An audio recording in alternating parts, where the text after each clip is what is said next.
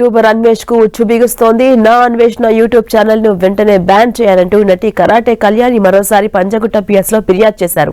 అంతేకాదు అన్వేష్ కు సంబంధించిన బ్యాంక్ అకౌంట్స్ ను కూడా ఫ్రీజ్ చేయాలంటూ డిమాండ్ చేశారు. ఇటీవల నమోదైన ఎఫ్ఐఆర్ లో మరికొన్ని యాక్టులు చేర్చి అతనిపై చర్యలు తీసుకోవాలని ఆమె కోరారు.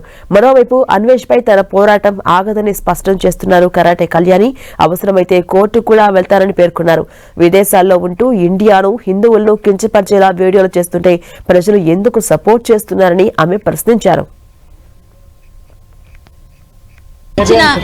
మొన్న ఏదైతే ఎఫ్ఐఆర్ ఇచ్చామో ఆ ఎఫ్ఐఆర్ దానికి మనం అనుసంధానం చేస్తూ దానికి ఇది అటాచ్ చేస్తూ ఇంకా 69A ఐటీ సెక్షన్ని యాడ్ చేయండి, అలాగే వాడు బ్యాంక్ అకౌంట్ ఫ్రీజ్ చేయండి అని ఈరోజు మళ్ళీ మన ఎఫ్ఐఆర్ని మళ్ళీ దీన్ని ఆల్టర్ చేయమన్న సెక్షన్స్ కోసం వచ్చామండి. పిచ్చి పిచ్చి వీడియోలు ఏవైతే చేస్తున్నాడో ఆ వీడియోలన్నీ వాడు ఆపడం ఏంటి, వాడు ఛానలే బ్యాన్ చేయాలన్నదే ఈ మనం రిప్రజెంటేషన్. దీంతో పాటుగా వాడు బ్యాంక్ అకౌంట్స్ ఫ్రీజ్ చేయాలి. ఆ డబ్బు మదంతో రెచ్చిపోతూ పిచ్చి పిచ్చి మాటలన్నీ మాట్లాడుతున్నాడు.